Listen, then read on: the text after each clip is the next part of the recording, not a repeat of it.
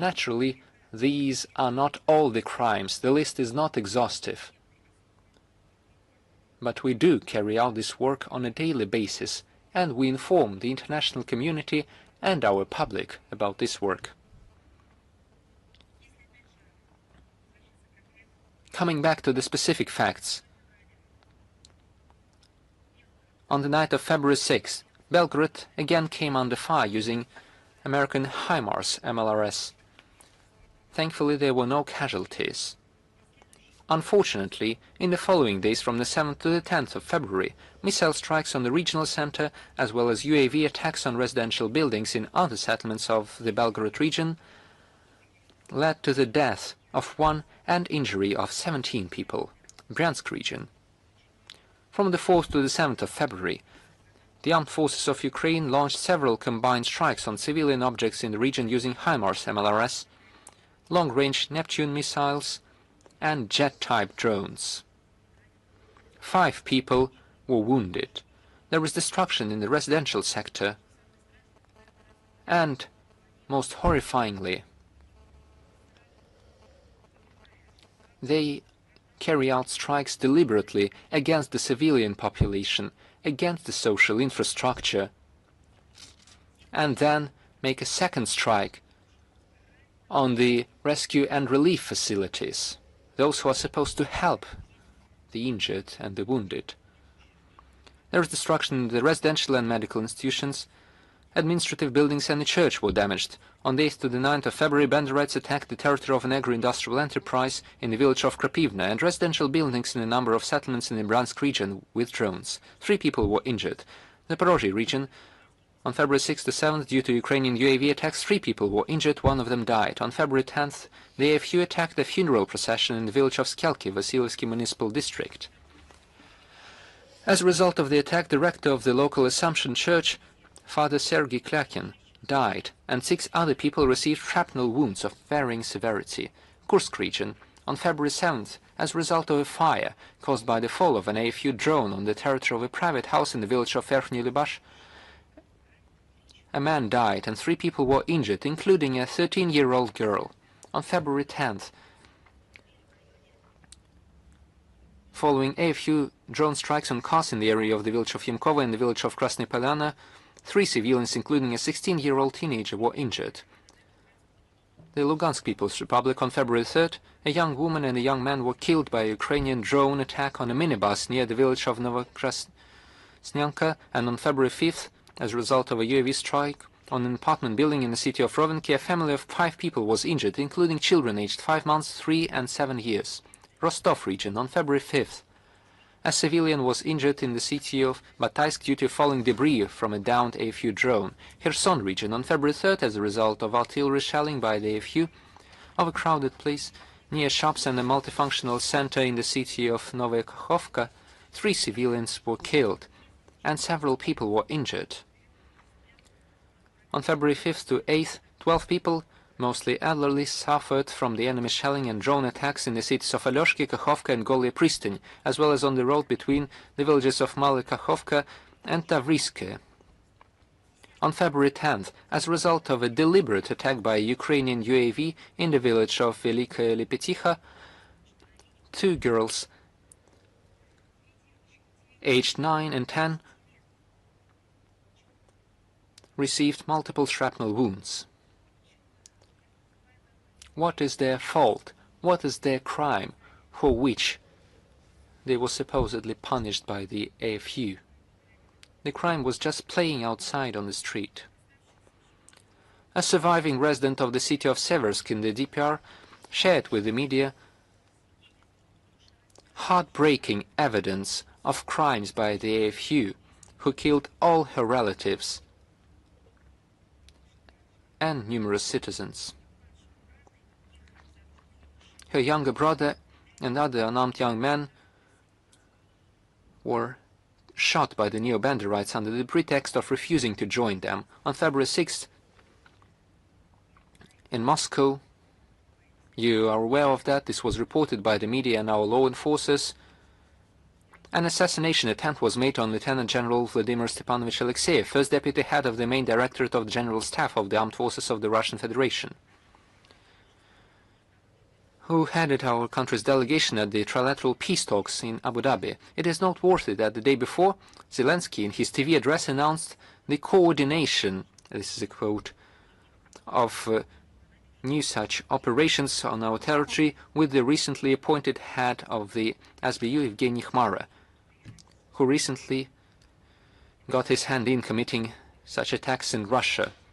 This terrorist attack once again confirmed the focus of the Zelensky regime on constant provocations aimed at disrupting the negotiation process on the settlement, which was supposedly meant to end the conflict and settle it. Apparently, Kiev is ready to do anything to try to prevent the achievement of a just peace.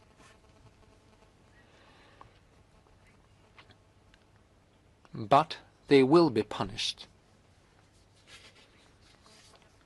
in a fair and legal manner.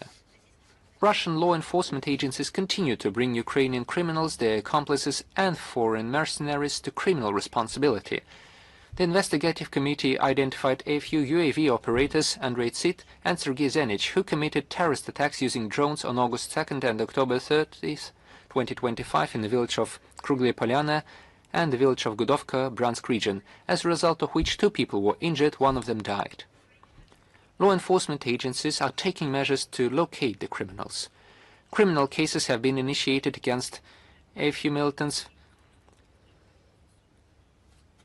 Vasily Ivanitsky and Anton Zaitsev, who carried out terrorist activities in the Kursk region in 2025 and were previously captured by Russian servicemen. The guilt of another Ukraine Nazi, Alexander Sechegov, in similar cases has been confirmed. Spanish mercenary Arobo Mordillo Alberto, who participated in hostilities as part of the AFU, was sentenced in absentia to 14 years in prison. He has been put on the international wanted list. Also, I would like to say that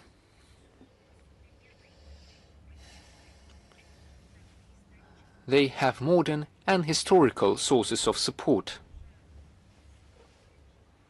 The AFU and the Kiev regime are not just doing something similar to what had been committed by their new so-called heroes, Bandera, Shukhevich, and those to whom they pledged their allegiance. We are talking about the direct historical links, direct historical connotations taking root in the crimes of World War II. 83 years ago, on February 9, 1943, in the village of Porosle, first Rovno region of the Ukrainian SSR, Ukrainian banderites committed the first mass murder of peaceful Poles. 100 of cutthroats, under the command of Bandera's fellow villager, Perignac, hacked 173 civilians to death with axes. This monstrous, inhumanly cruel, bloody crime marked the beginning of the further mass extermination of the Polish population throughout Volyn, which followed 5 months later and went down in history as the Volyn massacre, at the hands of Ukrainian collaborators, supported by the German Nazis since pre-war times. Ukrainians themselves, fellow villagers of Poles, Russians, Belarusians, Jews, and representatives of many other nationalities also died. Just like then, modern Ukraine Nazis have already repeatedly demonstrated their kinship with the banderites of the past, committing no less and often more cruel crimes against Russian and Ukrainian civilians with the complicity of foreign mercenaries and Western sponsors. The listed facts confirm the relevance of the tasks of denazification and demilitarization of Ukraine and the elimination of threats emanating from its territory. All these goals will definitely be achieved, as stated on numerous occasions by the Russian authorities. And now look at their back vocals, so to speak, a choir of those who provide them with financial, military, political and other types of support. Kaja Kallas, as an EU diplomat, stated that they were making their own lists of demands for Russia to settle the crisis in Ukraine, as she said. Neither Kallas nor von der Leyen nor their predecessors that they work with,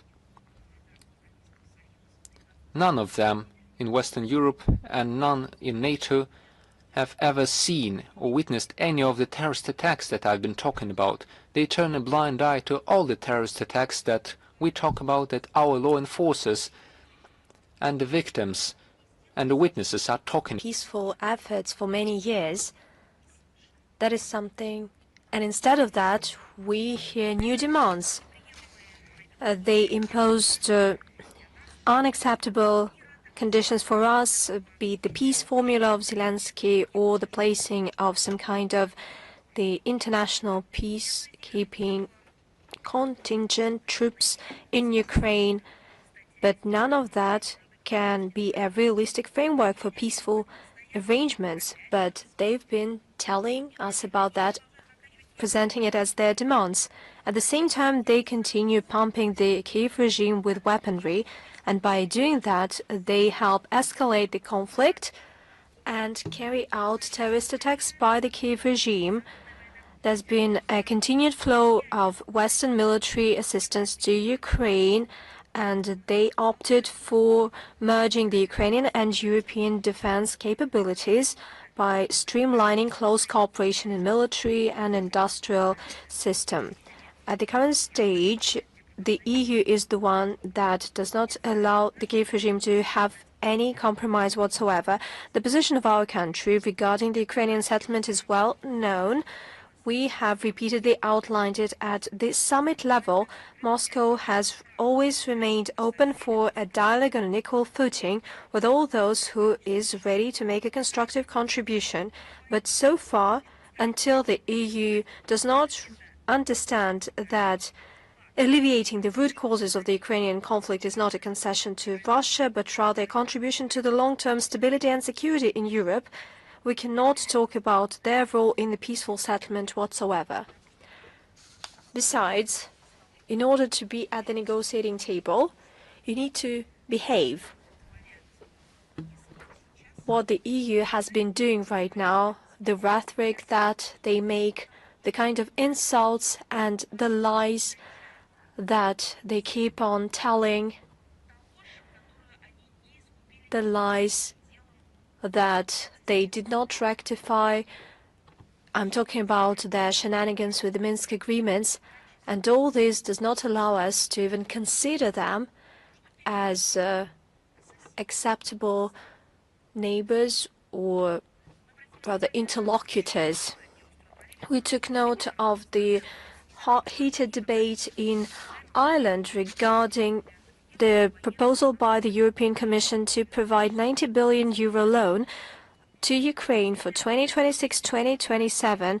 The representatives of major opposition parties chastised the government of Michal Martin for his readiness to provide these funds, and the majority of these funds will be used for military expenses.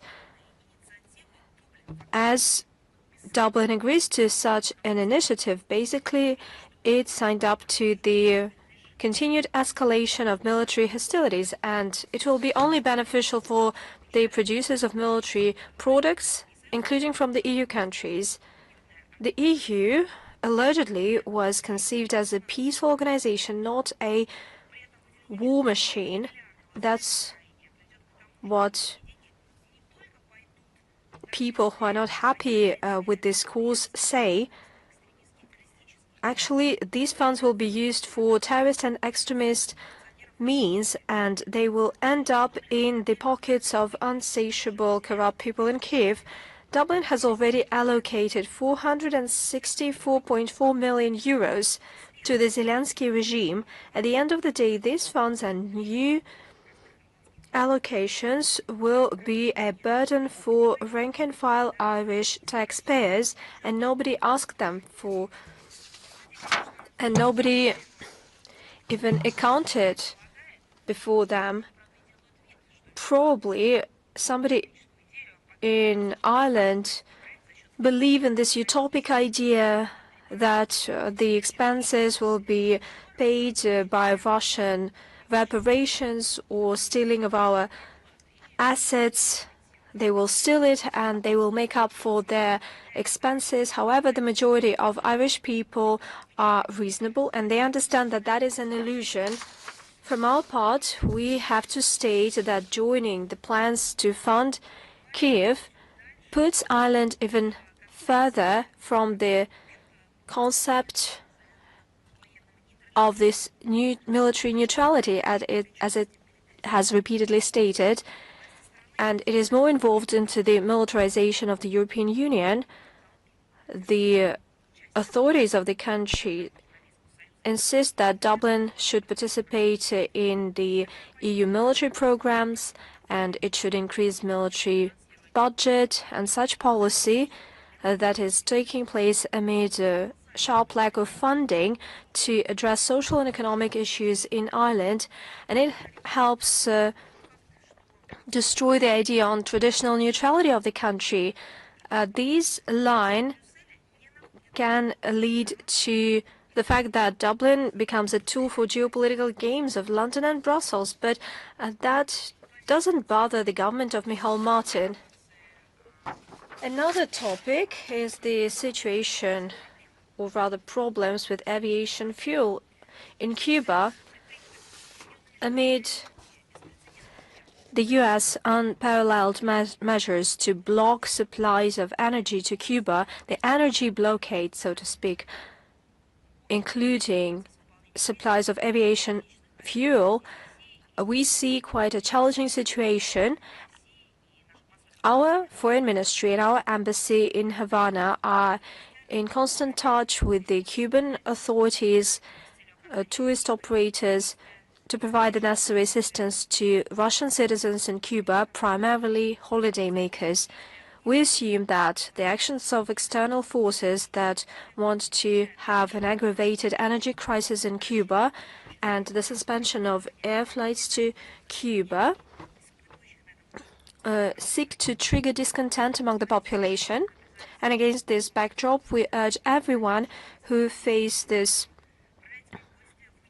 delay in their return to Russia, we ask them to exercise restraint, and at the same time, those who plan to come to Cuba, please take into account all the recommendations of the Economic Development Ministry. Our embassy is doing its utmost to provide assistance to Russian citizens due to the United States actions that have been having this embargo of Cuba, and currently the situation is becoming absurd because they strike the interests of people logistic-wise, and for all this time they've been talking about human rights. Our embassy has been doing its utmost helping the people. There's the hotline operating. We publish promptly information on how to get back home and on the upcoming flights. Please keep in touch with the embassy and follow the webpage of the embassy and social networks of the embassy. You can choose any means that you prefer in this sense.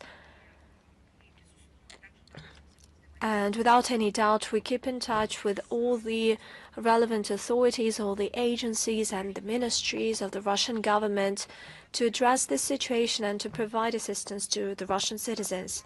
The situation in Moldova.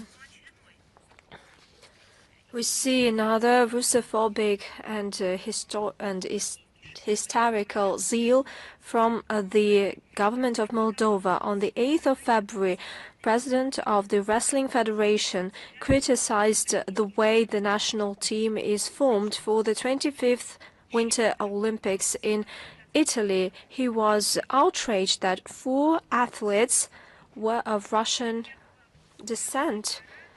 Allegedly, they paraded with the Moldovan flag, but in, and I quote, in other circumstances, they would wipe their feet with it, end of quote. I would like to say that these are not just words of some crazy person or an outcast. I cannot describe this man in such a way. He needs to have the necessary medical tests for that, but let me highlight that this is an official who makes such statements on their athletes, the athletes that represent his country and defend the honor of his motherland. in terms of common sense and the health issues, well, we cannot explain that. Unfortunately, such rhetoric has become a commonplace for Moldovan authorities. It is fueling tension in the society, and instead of taking into account the public mood and instead of searching all national compromise, the authorities use this language of hatred. On the 6th of February, the Speaker of the Moldovan Parliament claimed that any citizen of the Republic that has basic knowledge of or education would vote for unifying with Romania, not for unifying the Moldovan society that would overcome this disintegration, but it would vote for unifying with Romania. He tried to mar the period when Bessarabia was part of the Russian Empire from 1812 to 1917, and he noted that from that stage on, the citizens got this idea, this dream, and this sense of injustice. In Moldova, there was an opinion that this showed the disrespect to the Moldovan people, and it revealed the goal of the authorities to eliminate the republic's independence. According to opinion polls, over 70% of Moldovans stand against unifying with Romania, and by the looks of it, the Speaker of the Moldovan Parliament believes that these are the people who lack basic education and knowledge. Since Moldovan politicians allow themselves such things, and since they are so bothered by history, and since they allow themselves to distort history, let me remind you of some facts. During the period when it was part of the Russian Empire, Bessarabia saw positive trends. The population has increased by 7.5 times. According to the All Russia census in 1897, Bessarabia became one of the top three of the most populated territories in Russia. There's been progress in crafts and manufacturing facilities, primarily flour milling, butter making, leather industry, and from 1812 to 1847, the number of craftsmen increased by 2 times. It has doubled from 5 to 12,000 people, and an important landmine was the use of steam engines. In the second half of 1970s, the number of engines increased, amounting to 723. There were significant changes in agriculture. The region cultivated high-quality types of wheat, and it also produced corn, barley, oat. While in terms of wine making, it ranked top in Russia. In 1870, the vineyards were 28,000 hectares, well, approximately, but in 1900 it achieved 80,000 hectares approximately. 70,000 hectares were owned by peasants, and the transport system has been developing. There were positive trends in science and arts, and there was a growth in educational facilities number, and the Moldovan culture and literature was also developed. But what the Romanian rule over the region was accompanied with, and it was from 1918 to 1940, we talked about that repeatedly, shooting down lawlessness, poverty, and mass exodus of the population, and Moldovan citizens do know about that, certainly.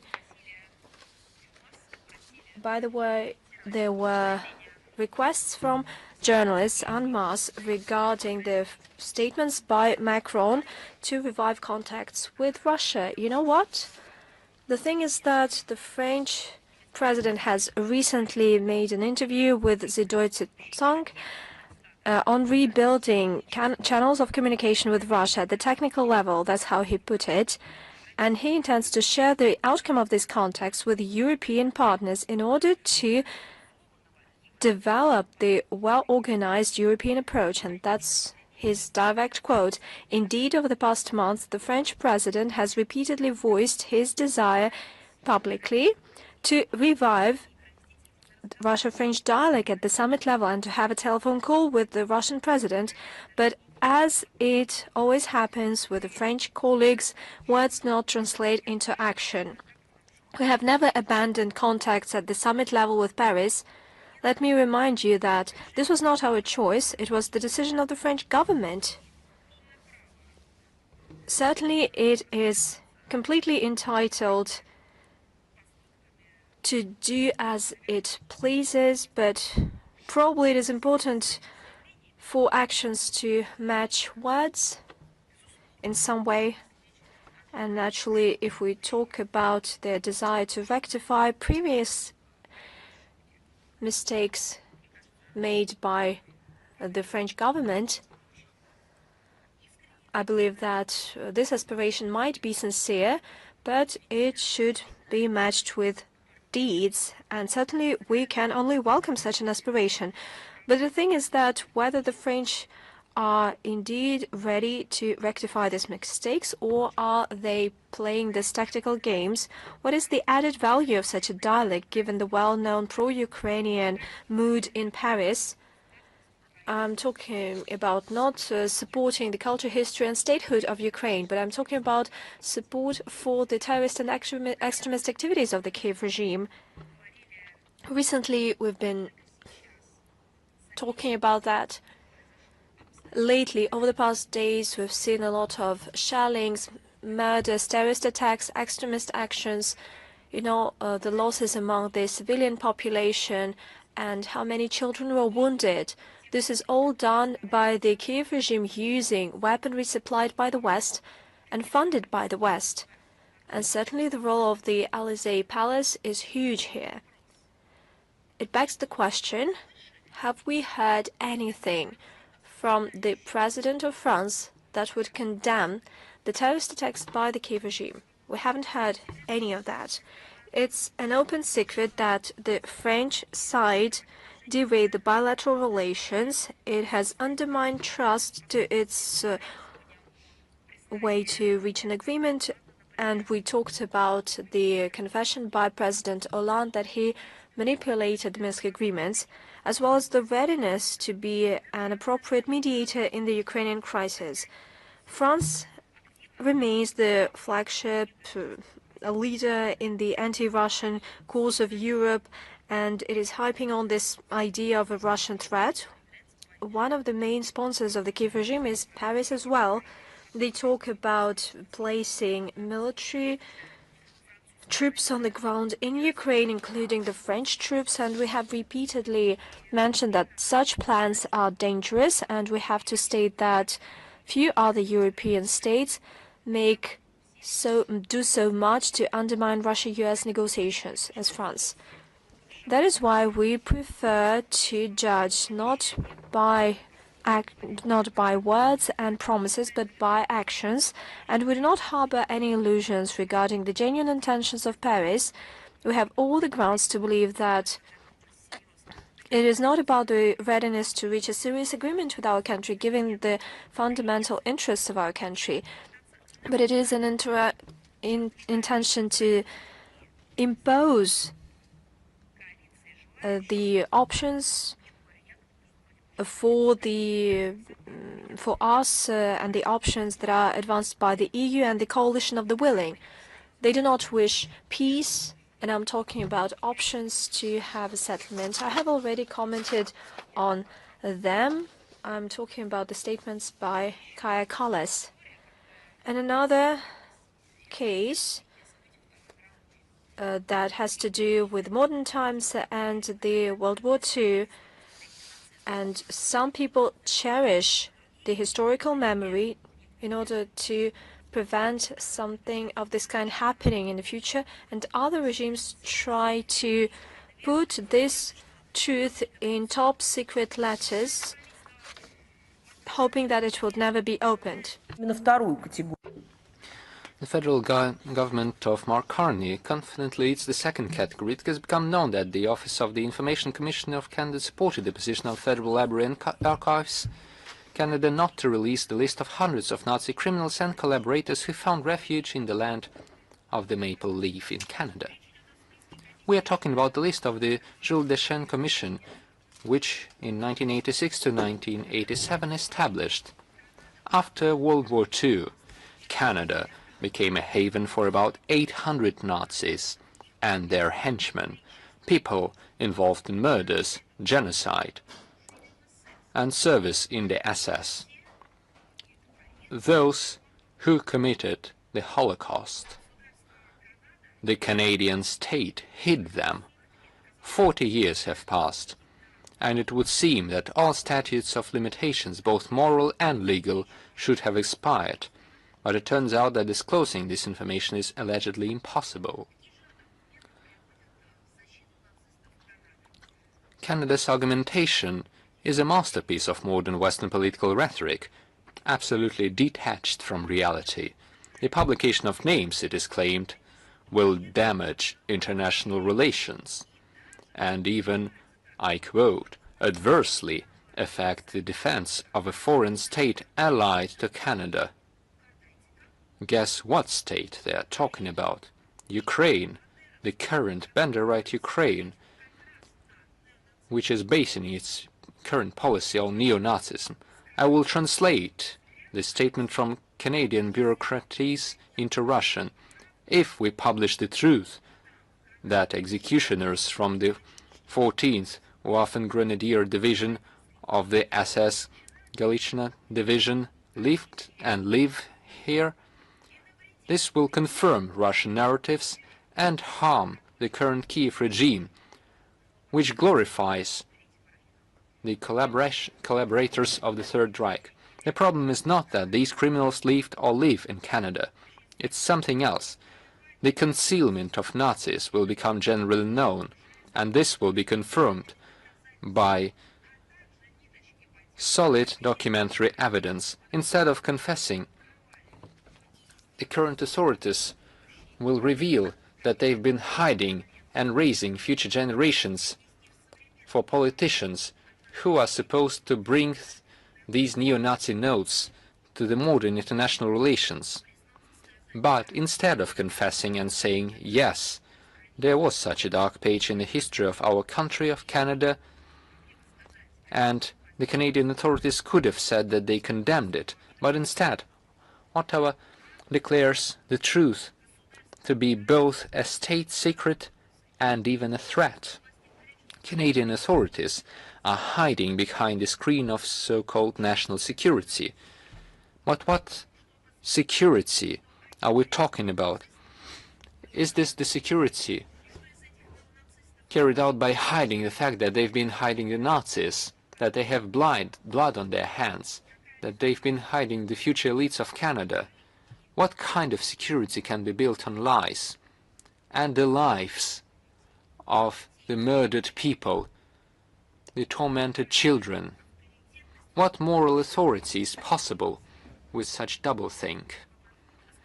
This approach insults the memory of all those who gave their lives in the fight against the brown plague of the 20th century.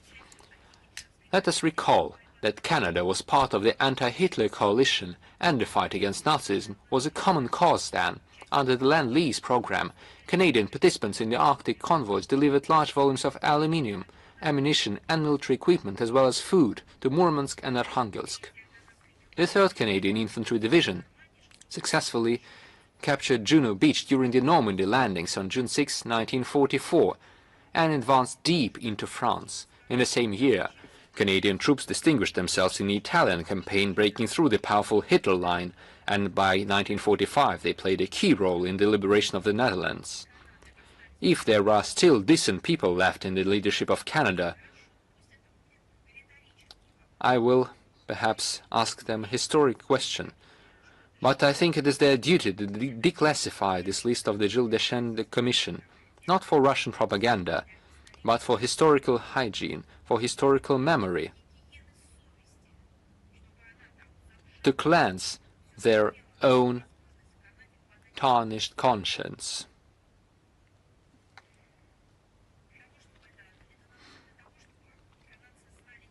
This should be done so that Canadians not only know about the exploits of their ancestors on the fields of the World War II, but also about whom the authorities of their country sheltered after the war, because they are currently killing the memory of the Canadians who are fighting on the right side of history against Nazism and fascism, those who were defeating the remnants of the Third Reich. As long as this list lies under lock and key, the shadow of complicity falls not on the dead criminals, but on the currently living politicians who cover for them in Canada, those in power, like Christy Freeland, who was the Foreign Minister of Canada and later Vice Prime Minister, granddaughter of Chomiak. And speaking of modern neo-Nazism, Latvia continues the accelerated policy of total de-Russification of its public life. After the ban on the Russian language in the school education system, it was the turn of healthcare institutions since January 30th of this year as part of the implementation of discriminatory amendments to the national security law prohibiting the employment of citizens of Russia and Belarus at critical infrastructure facilities. A wave of cuts in medical institution employees, holders of Russian and Belarusian passports, has been launched. What is this? This is neo-Nazism as it is. The people are being segregated and bullied on a national basis. There is no doubt that this will cause serious damage to the already noticeably limping sphere of medical care for the residents of Latvia against the background of rapidly growing rates of depopulation and the flight of qualified specialists abroad. Over the past 20 years, the population of Latvia has decreased by 18%, and its number in 2021 equaled the level of 1925. This is the highest depopulation rate among European states. And this Baltic state ranks second among the EU countries in terms of mortality. The poverty level of the population is 25%. During our briefings, we regularly talk about the discriminatory policy of the Baltic authorities towards everything Russian. We talk about this, not because we have nothing else to talk about. This is because we have to share this information with the broader public. We should draw international attention to the crimes of the neo-Nazi regimes of the 21st century.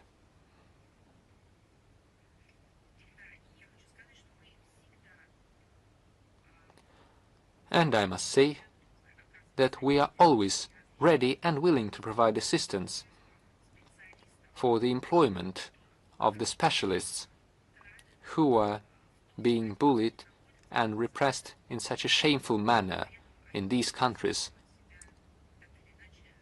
Those who associate themselves with Russia, the Russian culture, history and nationality. We have demand for specialists of various professions in our country. We have experience of hosting highly qualified and experienced specialists. We have the necessary legal framework for that. And please keep that in mind. And here's another fact. On the 1st of February, vandals once again desecrated the monument in Bulgaria, the Aviation monument, reminding of the victory of the Soviet people in World War II, and it's becoming a victim of barbaric attacks. However, the Bulgarian authorities, as before, turn a blind eye to such so-called incidents and, by their inaction, indulge outright manifestations of revanchism.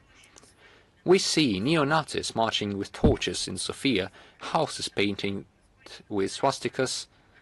We observe with bitterness how monuments to heroes who liberated Bulgaria from the Hitlerite yoke are desecrated and demolished. We have to state that the ruling elite in Bulgaria has consigned the anti-fascist heritage of its ancestors to oblivion. At the same time, we observe something else: Bulgarian citizens carrying flowers to monuments to Soviet heroes engaged in protecting and repairing memorial objects. Those who honor the feat of their compatriots who fought shoulder to shoulder with Red Army soldiers against the hordes of the Wehrmacht. The grateful memory of the people is alive, as we see, and we are on the same path with these people. Together, we will defend historical truth and common values. Moving on to Japan. On February 7th, Japan organized celebrations of the so-called Days of the Northern Territories. As happens annually, They were generally of a defiantly provocative anti-Russian nature. The top leadership of Japan, taking advantage of this occasion, once again recalled certain claims to part of the Russian Kuril Islands, which they stubbornly call the Northern Territories. At the same time, an inappropriate link was once again made with the situation in Ukraine. I can't understand this. Are the Japanese willing for everyone to believe that their country is facing the same situation as Ukraine? If Tokyo is willing to comment on the situation in Ukraine, they should use the facts of the Kiev terrorist attacks against the social infrastructure sites, the civilian population, the murders of children, women, the elderly, the torturing of the people. They shouldn't just wait for a so-called Day of the Northern Territories to draw parallels. Our embassy in Tokyo is ready to share all the facts regarding the Kiev regime crimes to the Foreign Ministry of Japan, so that next time when any of the Tokyo ideologists is willing to draw parallels with Ukraine, they will have an opportunity to use these facts. Once again, they are still making this link with Ukraine, perhaps to justify their own clumsy steps, as a result of which relations with our country reached a point of no return. Perhaps this is why they are doing this. I repeat that the more they draw these clumsy parallels, the more our embassy in Tokyo will keep reminding the official Japanese authorities of the actual facts that are taking place in Ukraine. The terrorist attacks, the extremist attacks, the murders of civilians, the torturing of the people. Ritual calls were heard from Tokyo to increase pressure on Russia and introduce new sanctions against our country. They didn't mention how this would affect the Japanese economy, but this looks like a ritual already. For our part, we would like to clearly state that Russia's legitimate sovereignty over the Kuril Islands is determined by the results of World War II, enshrined in the Russian Constitution, and is not subject to revision.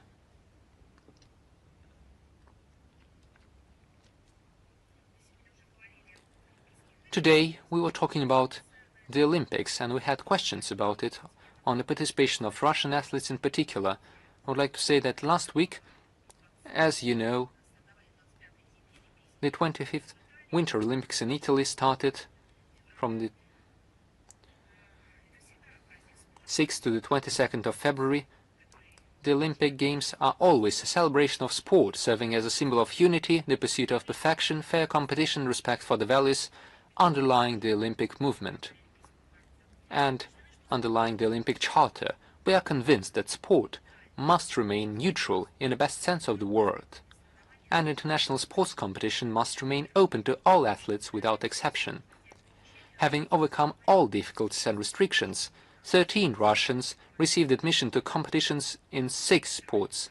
They are taking part in the Games in a neutral status, without a flag.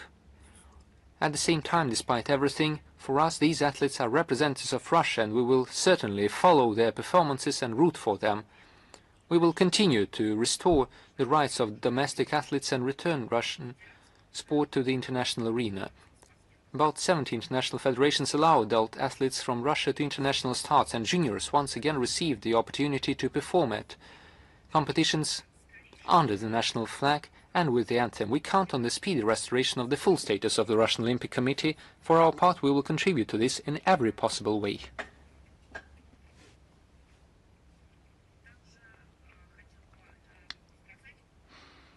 Also, I would like to mention several announcements.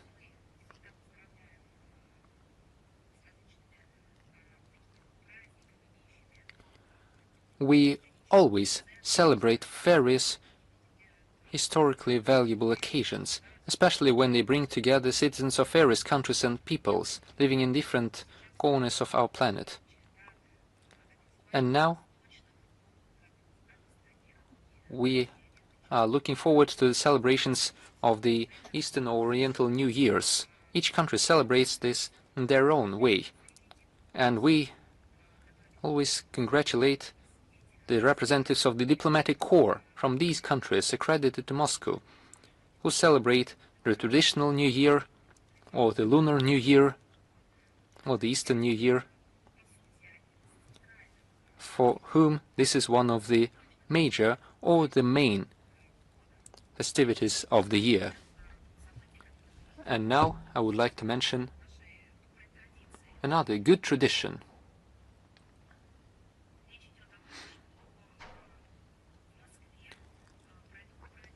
Moscow will host the celebration events for the Chinese New Year. The festival will be organized from the 16th of February to the 1st of March in the Russian capital. One of the central events will be the opening ceremony of the festival, which will take place on the Manezhnia Square. Just like last year, Moscow Metro will launch a themed train.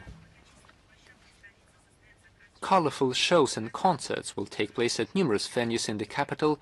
You can immerse yourself in the holiday atmosphere at the Museum of Moscow, Apothecary Garden, Moscow Zoo, Bolotnaya Square, Central Children's Store, in the capital's entertainment centers, and even at our major shopping centers. While Moscow celebrates the Spring Festival in Chinese style, in Beijing, one can get acquainted with the traditions of the broad Maslenitsa and meet the spring the Russian way. From February 19th to the 22nd, the Moscow Maslenitsa in Beijing festival will be held in the capital's Chaoyang Park. Guests of the event can expect folk festivities with games and round dances, a fair with pancakes, masterclass and musical program. I invite everyone to join the celebrations and plunge into this unforgettable festive atmosphere. In the upcoming Eastern Year of the Horse, I would like to wish everyone good health and prosperity, to always remain in the saddle. And we will definitely share more kind words during the opening of this festival in Moscow. And I would like to invite all of you to attend this event in the Russian capital. This will be very interesting and colorful. I know the statistics. We know that a great number of people, of tourists, come from other regions of Russia and from abroad.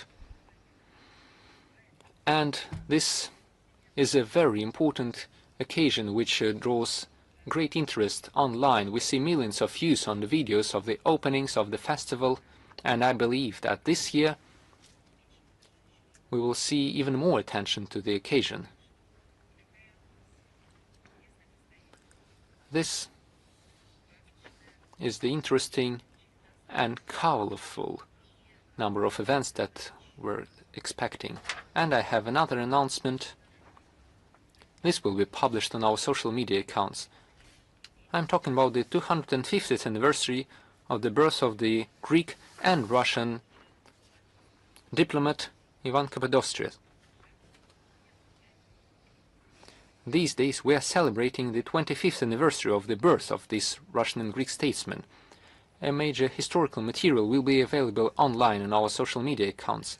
And tomorrow we are celebrating the World Radio Day, which was proclaimed by the UNESCO member states in 2011 and approved by UN General Assembly resolution a year later.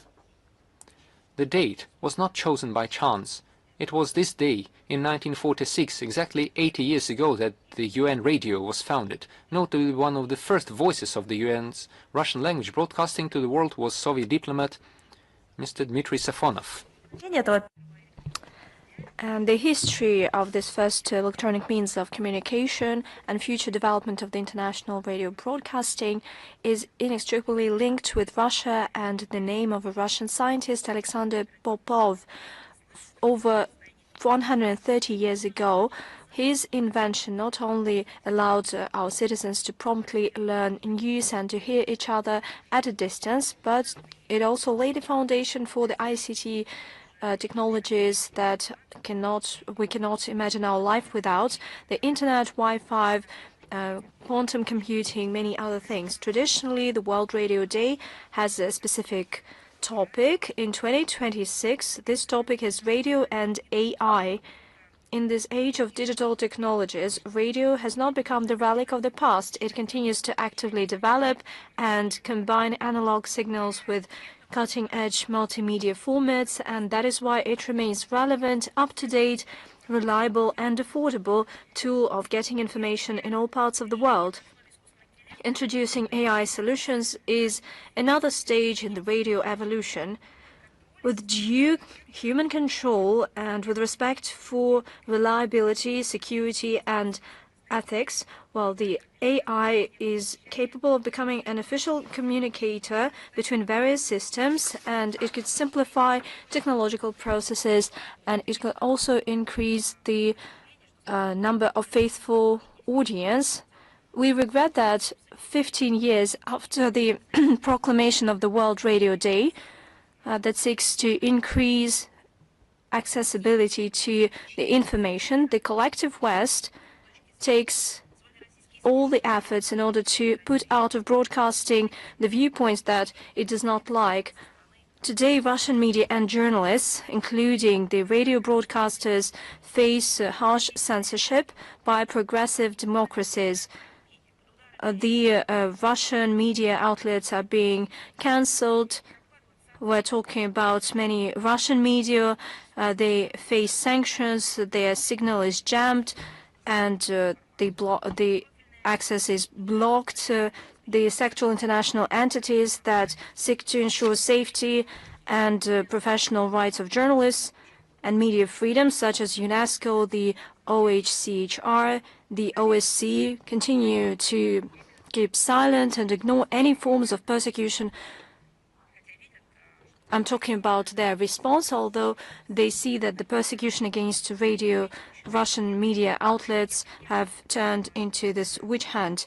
We believe that it is unacceptable, and we would ensure that these institutions should implement their mandate in good faith, and those who were at the origins of the World Radio Day have special moral responsibility for the honest assessment of the real state of affairs. I would like to congratulate radio companies and media operators that have a lot of things to do with this area. The anchors, the correspondents, the copy editors, producers, sound producers.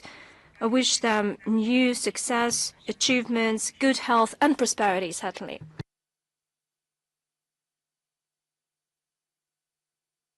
And another date, on the 18th of February, Russia and Zimbabwe celebrate the 45th anniversary of diplomatic relations.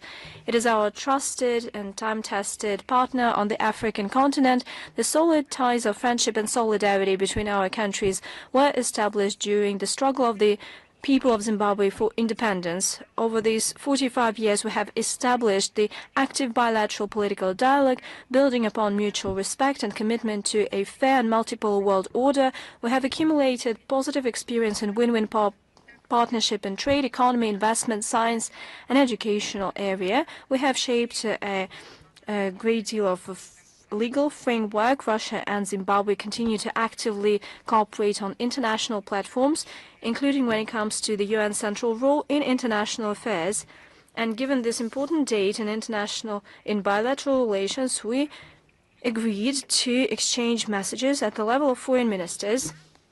On the 19th of February, Russia and Saudi Arabia celebrate a landmark 100 years anniversary of diplomatic relations. Our country became the first state to recognize the Kingdom of Hijaz, Najda, and the other regions that joined, that turned into the Kingdom of Saudi Arabia under the leadership of King Al Saud.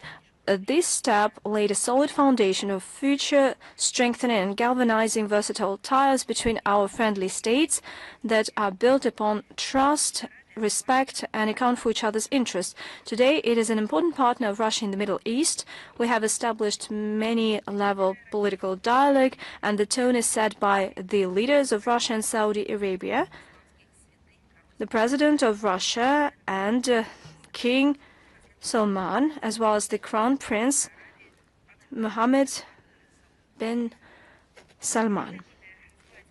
we develop our comprehensive interaction actively with Riyadh.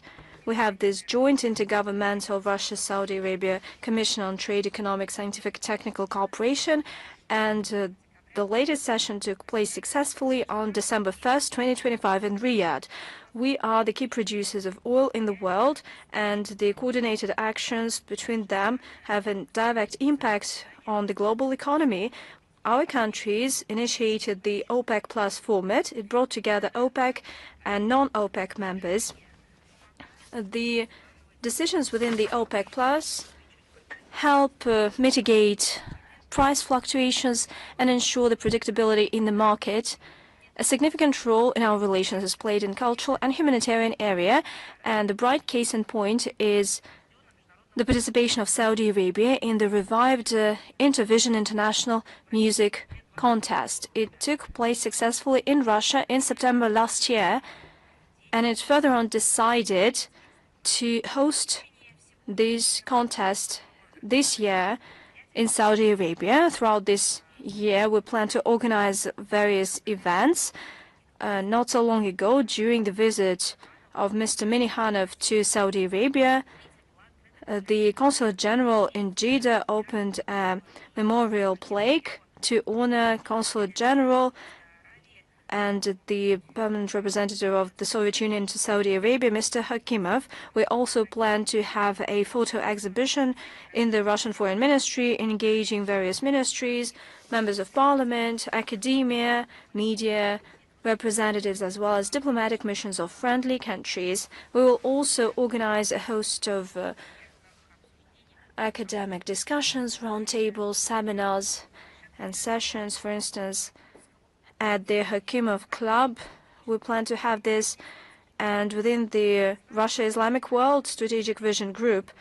And a landmark in the celebration will be the participation of Saudi Arabia as the guest country in the 29th St. Petersburg International Economic Forum. Such a step will help further strengthen our business partnership and galvanize cooperation in the most important and promising sectors.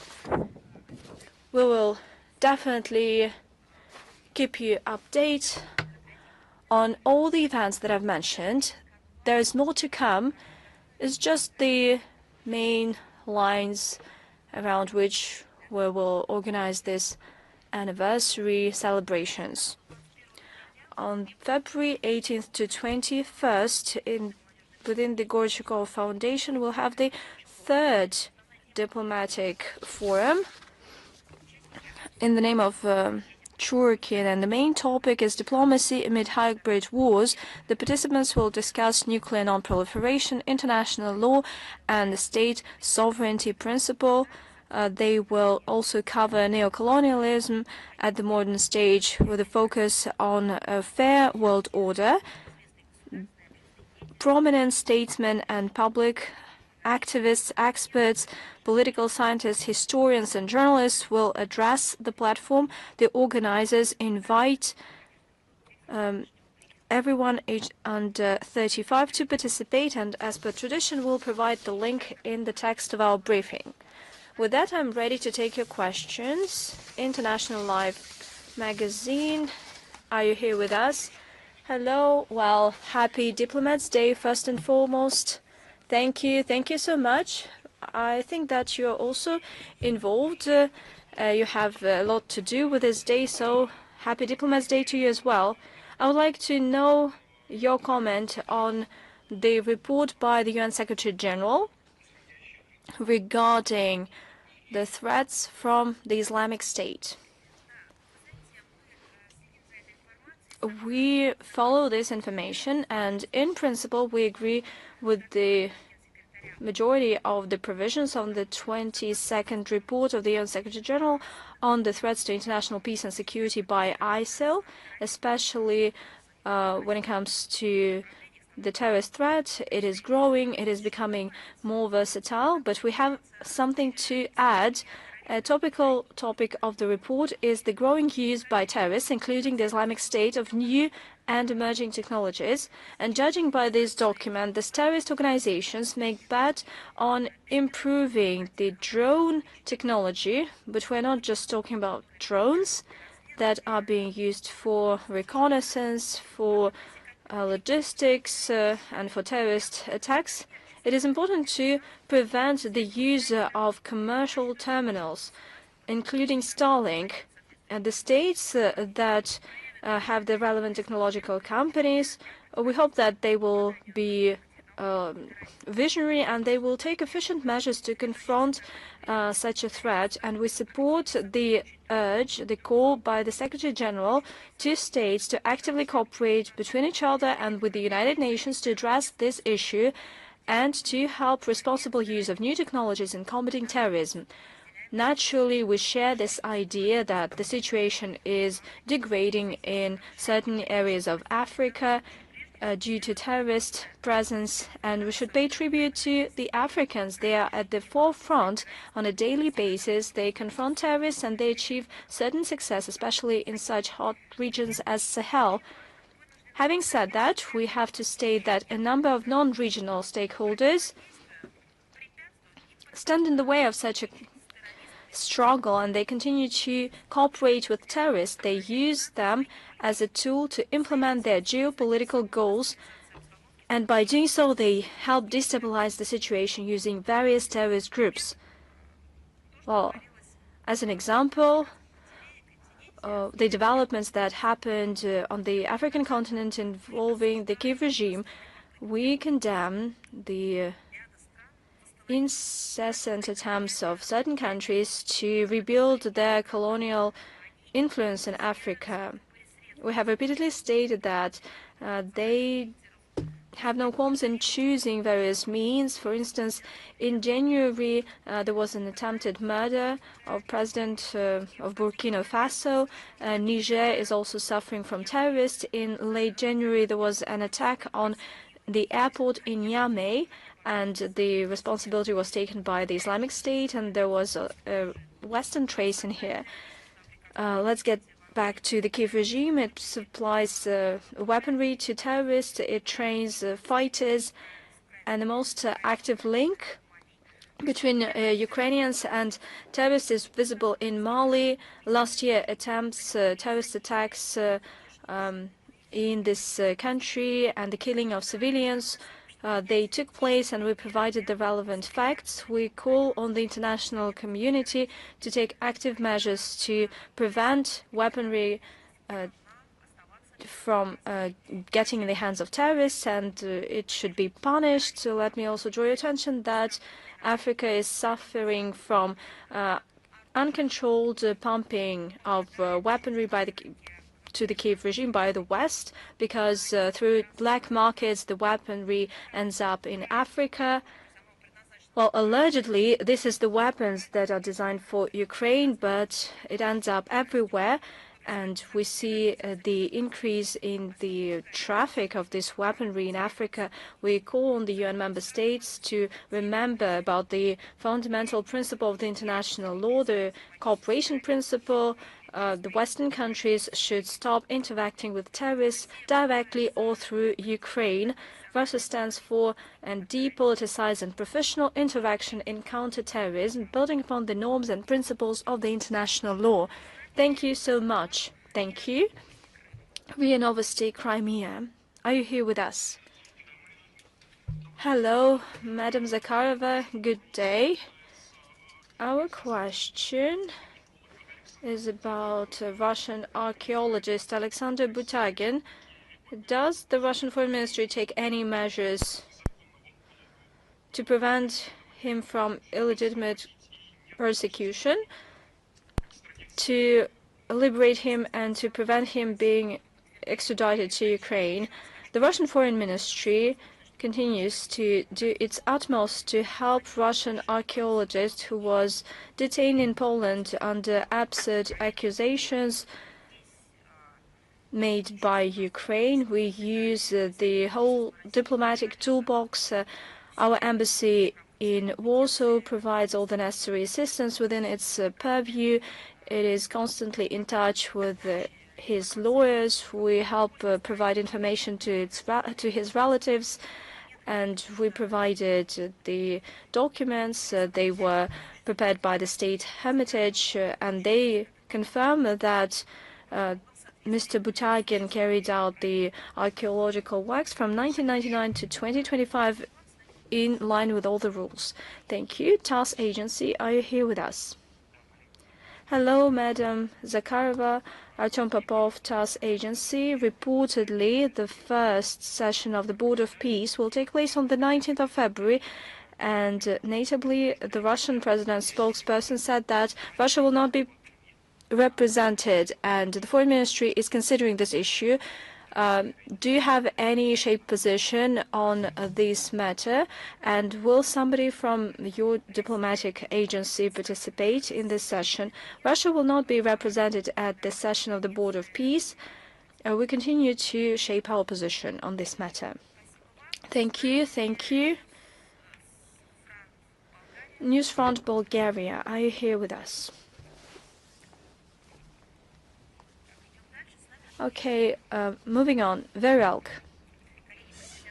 Colleagues, we do not have much time today, so we will keep it short and simple.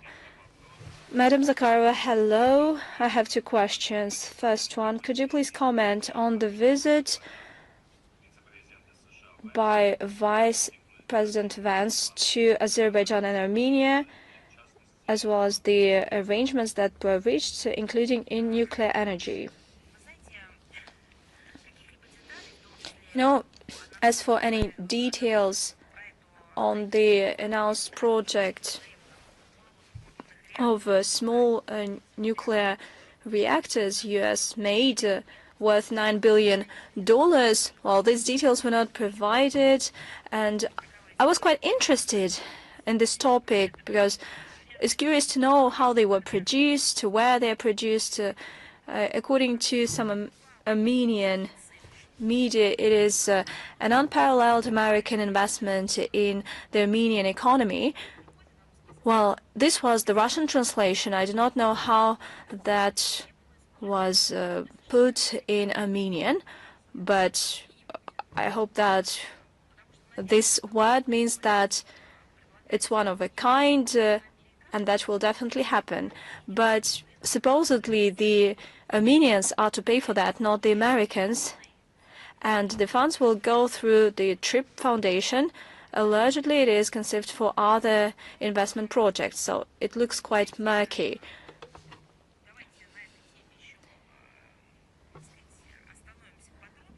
Well, let's delve into the detail a bit more.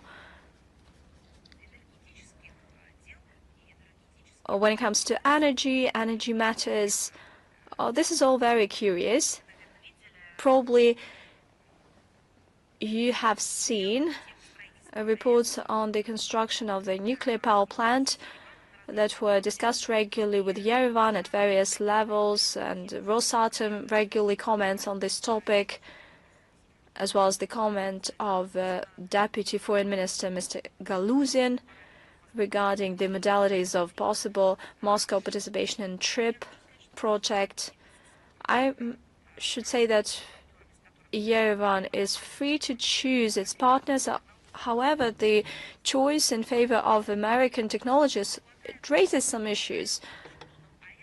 The U.S. small nuclear power plants are non-existent.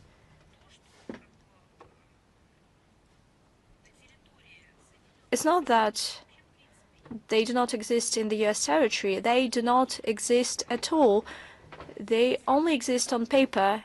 If that's not true, well, correct me if I'm wrong. I try to understand where we can take a look at these miracles of technology, but I haven't found anything. As for the price, it could be much higher than the tentative price that you can see in some promotion materials, and the project of this small nuclear power plant was put on ice in 2024 in the US because the cost rose from 5 to 10 billion USD. Allegedly, Armenia would use it will be used as a test range for the untested American technologies. And hence, it begs the question, what will be done with the nuclear waste? Where will it be buried in the Armenian territory, in the Armenian mountains?